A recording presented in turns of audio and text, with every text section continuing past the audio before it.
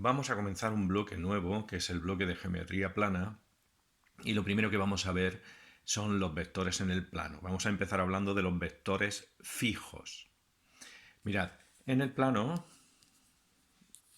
tenemos dos ejes, el eje horizontal, eje de las X o eje de abscisas, el eje vertical, el eje de ordenadas, el punto donde se cruzan es el origen. Esto se llama un sistema de referencia en el plano porque nos permite situar los puntos mediante coordenadas. Por ejemplo, fijaos, el punto A es un punto cuya primera coordenada es 3 y la segunda coordenada I, es 1. ¿Veis? El punto A es el punto 3, 1.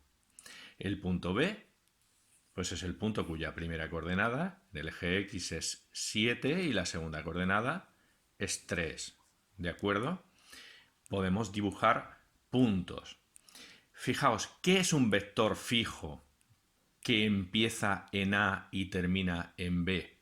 Pues es una flecha que va desde A hasta B, que sirve para representar, por ejemplo, una traslación origen A, extremo B. Pues fijaos, si el punto A es el punto de coordenadas 3, 1 y el punto B es el punto de coordenadas 7, 3, ¿qué representa esta flecha que va desde A hasta B, que vamos a llamar vector AB?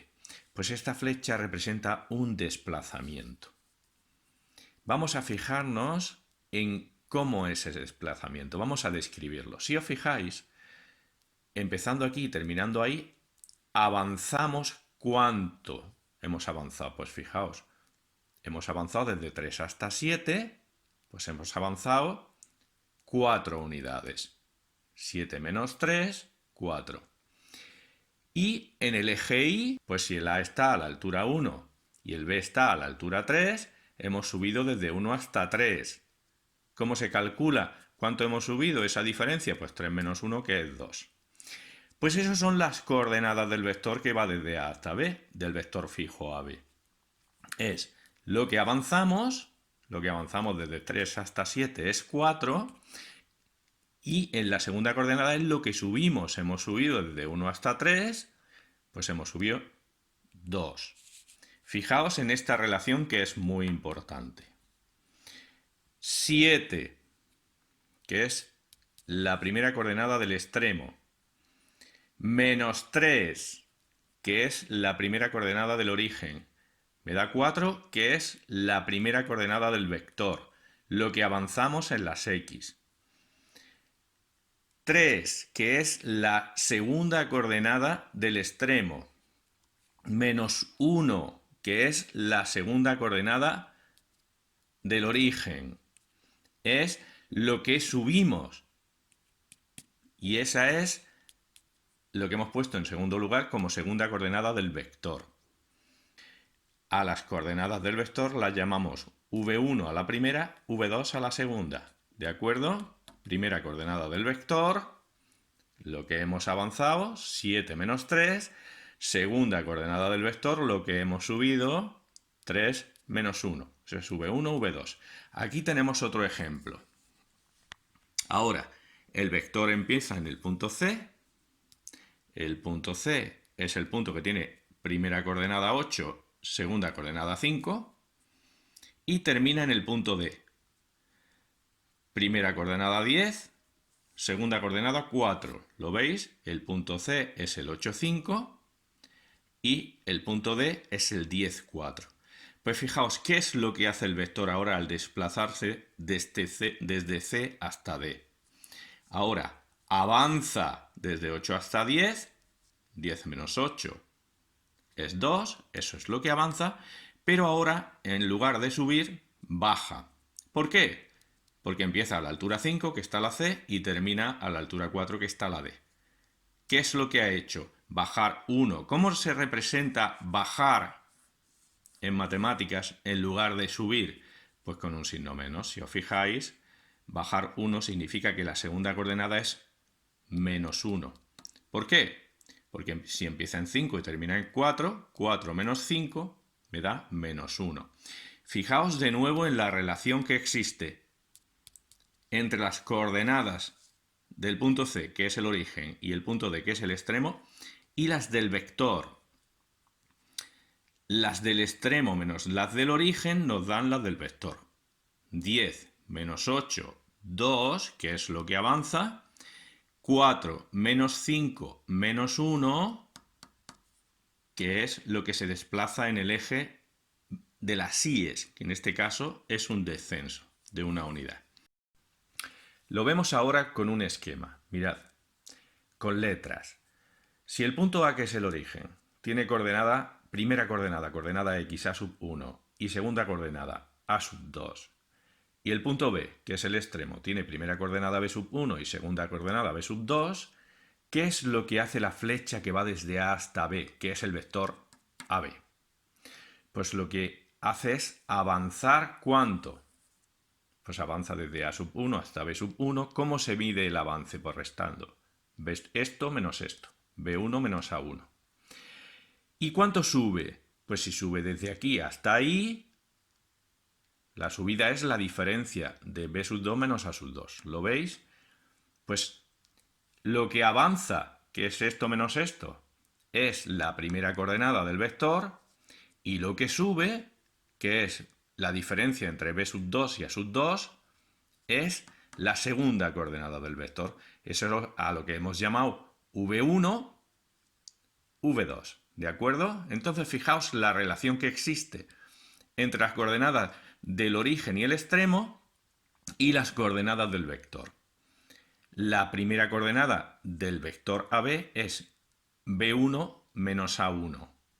Y la segunda coordenada del vector AB es B2 menos A2. Y a estos números que nos salen aquí es a los que llamamos V1, V2. Vamos a verlo en el ejemplo de antes. La primera coordenada del vector AB es primera de B menos primera de A, B1 menos A1, 7 menos 3, segunda de B menos segunda de A, 3 menos 1, 2. ¿Lo veis? 7 menos 3, 4, 3 menos 1, 2. Y eso es lo que llamamos V1 y V2. ¿De acuerdo? Vamos a hablar ahora del módulo del vector AB, que es el vector que tiene origen en A, extremo en B, y cuyas coordenadas acabamos de calcular. De esto ya hemos hablado. ¿A qué me refiero con el módulo? El módulo es la longitud del vector. El vector que empieza en A y termina en B, pues ¿cuánto mide? Vamos a calcular esa longitud. Ojo, el módulo se representa de esta forma. Se representa escribiendo el vector entre dos barras. ¿Os acordáis que esas barras ya las hemos utilizado para representar también el valor absoluto de un número cuando estamos trabajando con números? Pero ahora estamos hablando de vectores. Entonces, cuando escribimos esas dos barras, nos estamos refiriendo al módulo o longitud del vector. Bueno, fijaos en una cosa. Este es el ejemplo con el que venimos trabajando. Hemos calculado las coordenadas del vector AB a partir de las del extremo y las del origen. Si os fijáis, este esquema en el que yo quiero calcular esta longitud es un triángulo rectángulo. Y precisamente el módulo del vector, que es su longitud, es la hipotenusa dentro de ese triángulo rectángulo. Ahí, en ese triángulo, además, los catetos son V1, que está aquí, y V2, que está aquí. O sea, tenemos hipotenusa, la longitud del vector, que lo hemos llamado módulo, y catetos, las coordenadas V1 y V2 del vector. ¿Lo veis? Entonces, podemos utilizar el teorema de Pitágoras, que nos dice que la longitud, que es la hipotenusa al cuadrado, recordad que la longitud se representa, el módulo se representa con estas dos barras, pues esa longitud, que es la hipotenusa al cuadrado, es igual a la suma de los cuadrados de los catetos, 4 al cuadrado más 2 al cuadrado. ¿De acuerdo? Entonces podemos despejar lo que andamos buscando, que es el módulo o longitud del vector AB, simplemente haciendo la raíz cuadrada de la primera coordenada 4 al cuadrado más la segunda coordenada 2 al cuadrado. Eso nos sale la raíz de 20. ¿De acuerdo? En general, el módulo, o sea, la longitud del vector AB, que se representa así. Repitiendo el razonamiento que hemos hecho antes, el vector fijo que tiene origen en A y extremo en B, tiene coordenadas V1, V2, la V1 sale de calcular cuánto avanzamos en el eje X, B1 menos A1, la V2 nos ha salido de calcular el desplazamiento vertical, B2 menos A2, y una vez que tenemos esas coordenadas V1, V2, V1 es esto, V2 es esto, y la longitud que queremos calcular es la hipotenusa de este triángulo rectángulo. Utilizando el teorema de Pitágoras, dicha longitud, el módulo del vector es la raíz cuadrada de V1 al cuadrado más V2 al cuadrado. ¿De acuerdo?